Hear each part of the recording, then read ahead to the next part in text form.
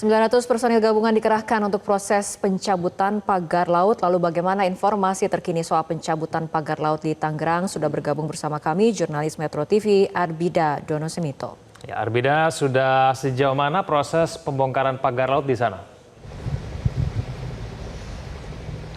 Baik, selamat sore Egan dan juga Rara. Untuk proses pembongkaran dan pencabutan pagar laut di perairan Tangerang pada hari ini, khususnya di tempat saya berdiri adalah di Tanjung Pasir, yaitu di Tangerang, Banten.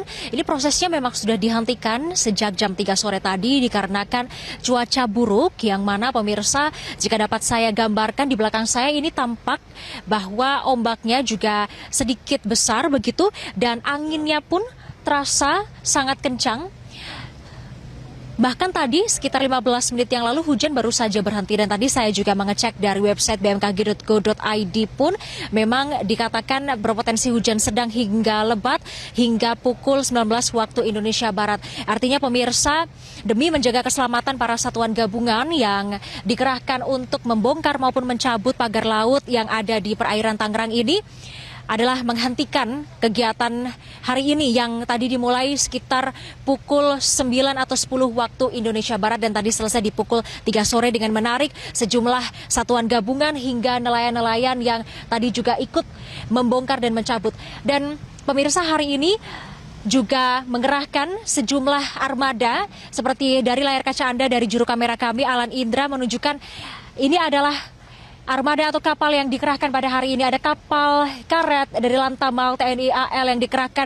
Untuk hari ini tadi saya melihat ada sejumlah 6 atau 7 kapal karet yang dikerahkan. Kapal ini adalah kapal yang tadi digunakan untuk menarik atau mengangkut bambu-bambu yang sudah ditarik di lautan. Kemudian di sebelahnya ini adalah Ranpur, pemirsa, dengan kode 3058. Ada tulisan juga Marinir, begitu pemirsa, yang ada 3 Ranpur ini dikerahkan juga pada hari ini tentunya untuk mencabut atau membongkar pagar laut sepanjang 30,16 km.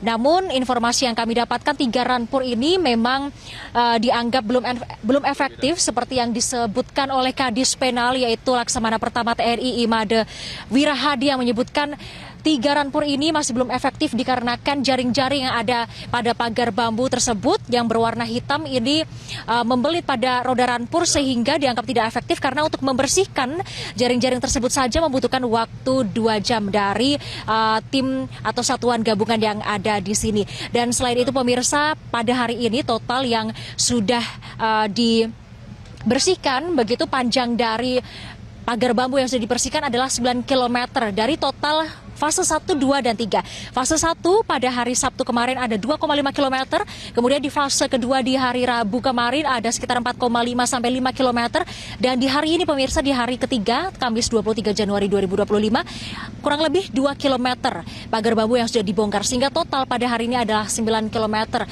pagar bambu yang sudah dibongkar dengan 3 titik wilayah pembongkaran, yaitu di Tanjung Pasir tempat saya berdiri, kemudian ada di Tanjung Kait 1 jam dari tempat saya berdiri, kemudian ada di daerah Kronjo. Kemudian ada sebanyak 900 personil yang dikerahkan, yaitu terdiri dari TNI AL, kemudian PSDKP, Bakamla, Pol Airut, dan juga dari nelayan-nelayan yang ada di tempat ini. Egan, Rara? Ya, Arbida, dari pengamatan Anda berapa meter panjang bambu itu dan dibawa kemana bambu itu setelah dicabut dari perairan Tangerang? Baik Egan dan juga Rara, terkait dengan berapa tinggi atau panjang dari bambu. Tadi saya juga sempat melihat dan juga membaca informasi yang ada di posko pemberangkatan yang ada di sini. Untuk bambu sendiri ini adalah sepanjang 5 sampai 6 meter. Itu artinya lebih tinggi daripada tinggi badan saya, Egan dan juga Rara. Jika tinggi badan saya 160 meter, artinya 3 kali atau 4 kali dari tinggi badan saya. Sehingga bisa dikatakan bambu yang panjang tersebut dan juga berat ini untuk pembongkaran atau pencabutannya saja bisa dianggap sulit dan tidak bisa dengan tangan kosong, karena akan menyebabkan terluka orang tersebut yang mencabutnya, sehingga memerlukan armada-armada yang tadi saya sebutkan. Ada kapal kapal karet maksud saya, kemudian ada Ranpur, lalu ada 10 speedboat pada hari ini, kemudian ada 6 sea rider, dan ada 11 kapal nelayan yang dikerahkan. Metodenya pun juga hampir sama dengan hari-hari kemarin, yaitu dengan mengaitkan atau mengikatkan tali tambang terhadap 15 sampai 20 jumlah bambu.